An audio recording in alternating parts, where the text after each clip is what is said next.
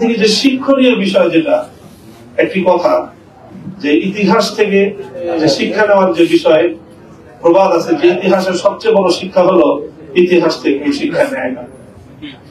ইতিহাসের সবচেয়ে বড় শিক্ষা হলো ইতিহাস থেকে মানুষ শিক্ষা নেয় না।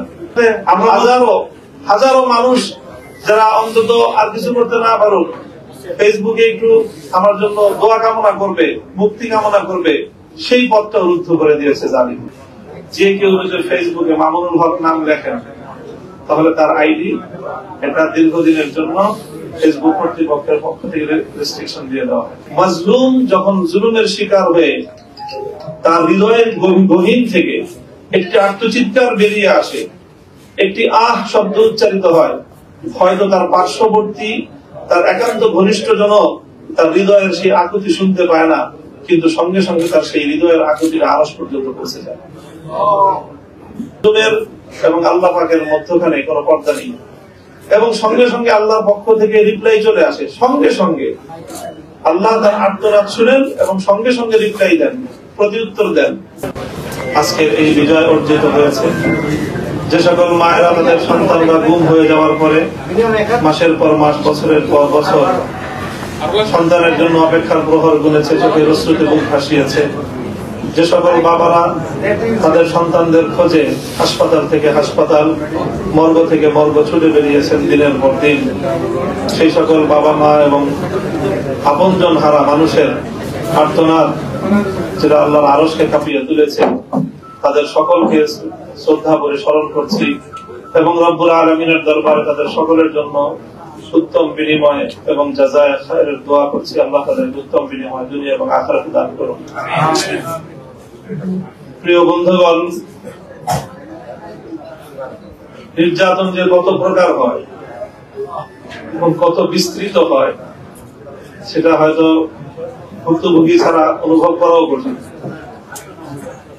এই ডিজিটাল প্রযুক্তির যুগে ডিজিটাল নির্যাতন যে হয়, এটা কি আপনারা জানেন? আমি ডিজিটাল নির্যাতনের শিকার। এই যে এখন তো সামাজিক যোগাযোগ মাধ্যমের ব্যাপক উৎকর্ষতার সময় এবং খুব প্রভাবক একটা মাধ্যম। এই সামাজিক যোগাযোগ মাধ্যমে এখন যে অবস্থা এখনো বিরাজমান, সেটা হলো যে কেউ যদি ফেসবুকে মামুনুল হক নাম লেখেন, তাহলে তার আইডি এটা দীর্ঘদিনের জন্য ফেসবুক কর্তৃপক্ষের পক্ষ থেকে রেস্ট্রিকশন দিয়ে দেওয়া হয়। গত রাতে একটা বেশ জনপ্রিয় একটা ফেসবুক পেজে একটা লাইভ সাক্ষাৎকার আমি দিচ্ছিলাম, ফেস দ্য পিপল। প্রায় 15 লক্ষের উপর বেশি তার ফলোয়ার এই পেজের সাথে সম্পৃক্ত লাইকার। আমার সাক্ষাৎকার কিছুক্ষণ চলার মধ্যেই ফেসবুক কর্তৃপক্ষের পক্ষ থেকে লাইভটাকে তো শুধু বুক করা হয় নাই, বরং এই পেজটাকে 1 বছরের জন্য রেস্ট্রিকশন দিয়ে দেওয়া হয়েছে। কেন? মামুনুল হককে প্রচার করবে। মানে জুলুম এবং নির্যাতনের কত ধরনের হয়, এটা একেবারে সর্বশেষ বললাম যে এই নির্যাতনটা আমি খুব একটা বেশি অনুভব করি না, কারণ আমার উপর আরো এত নির্যাতন আছে, সেগুলোর মানে সেগুলোর হিসাব করতে করতে এটার সাথে এই একটা বিষয়ের সাথে হাজারো মানুষ যারা অন্তত আর কিছু করতে না পারুক, ফেসবুকে একটু আমার জন্য দোয়া কামনা করবে, মুক্তি কামনা করবে, সেই পথটা রুদ্ধ করে দিয়েছে জালিম। আমি আমার বিষয়টা এখানে বলতে চাচ্ছি না, বলতে চাচ্ছি যে জুলুম যখন এভাবে মাত্রা এবং সীমা অতিক্রম করে, সেটা মনে রাখতে হবে যে জুলুম এমন একটি অন্যায় এবং এমন একটি অপরাধ, যে মাজলুম যখন জুলুমের শিকার হয়ে তার হৃদয়ের গহীন থেকে একটি আর্তচিৎকার বেরিয়ে আসে, একটি আহ শব্দ উচ্চারিত হয়, হয়তো তার পার্শ্ববর্তী, তার একান্ত ঘনিষ্ঠ জন তার হৃদয়ের সেই আকুতি শুনতে পায় না, কিন্তু সঙ্গে সঙ্গে তার সেই হৃদয়ের আকুতির আরশ পর্যন্ত পৌঁছে যায়, আল্লাহর দরবারে পৌঁছে যায়। শুধু পৌঁছে যায় তা নয়, ইত্তাকি দাওয়াতাল মাজলুম ফাইন্নাহু লাইসা বাইনাহু ওয়া বাইনাল্লাহি হিজাব। মাজলুমের এবং আল্লাহ পাকের মধ্যখানে কোনো পর্দা নেই, এবং সঙ্গে সঙ্গে আল্লাহর পক্ষ থেকে রিপ্লাই চলে আসে। সঙ্গে সঙ্গে আল্লাহ তার আর্তনাদ শুনেন এবং সঙ্গে সঙ্গে রিপ্লাই দেন, প্রতিউত্তর দেন। আল্লাহর পক্ষ থেকে প্রতিউত্তরটা আসে হলো লা আনসুরান্নাকা ওয়ালাউ বা'দা হিন। হে মাজলুম, আমি তোমাকে কথা দিচ্ছি, অবশ্যই অবশ্যই অবশ্যই তিনটা অবশ্যই বলে আল্লাহ বলতেছেন আমি তোমাকে সাহায্য করবই। হতে পারে একটু বিলম্ব, 5 বছর না 10 বছর, 10 বছর না হয় 15 বছর, 15 বছর না হয় 15.5 বছরের মাথায় তোমার জন্য ইনশাআল্লাহ সাহায্য চলেই আসবে। আলহামদুলিল্লাহ, আসলে মূলত এই বিজয়ের মূল উৎসটা হলো আমাদের এই বিস্তৃত জনপদ জুড়ে মজলুমানের আর্তনাদ। কাজেই এখান থেকে যে শিক্ষণীয় বিষয়, যেটা একটি কথা যে ইতিহাস থেকে যে শিক্ষা নেওয়ার যে বিষয়, প্রবাদ আছে যে ইতিহাসের সবচেয়ে বড় শিক্ষা হলো ইতিহাস থেকে শিক্ষা নেয় না। ইতিহাসের সবচেয়ে বড় শিক্ষা হলো ইতিহাস থেকে মানুষ শিক্ষা নেয় না।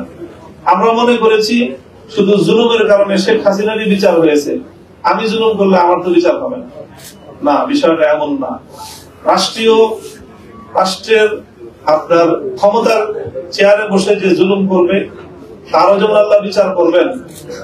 আপনি যতটুকু জায়গা আপনার স্পেস রয়েছে ব্যক্তিগত ক্ষেত্রে, আপনি একটি ছোট্ট পরিসরের আপনি দায়িত্বশীল, আপনি একটি ছোট্ট কমিটির দায়িত্বশীল, আপনিও যদি সেখানে দায়িত্বের ক্ষেত্রে কোনো অবিচার করেন, তাহলে মনে রাখতে হবে যে অবিচার এবং জুলুম এটা এমন এক অপরাধ যে এটা আল্লাহ পাক রব্বুল আলামিন কোনোদিনও ক্ষমা করবেন না।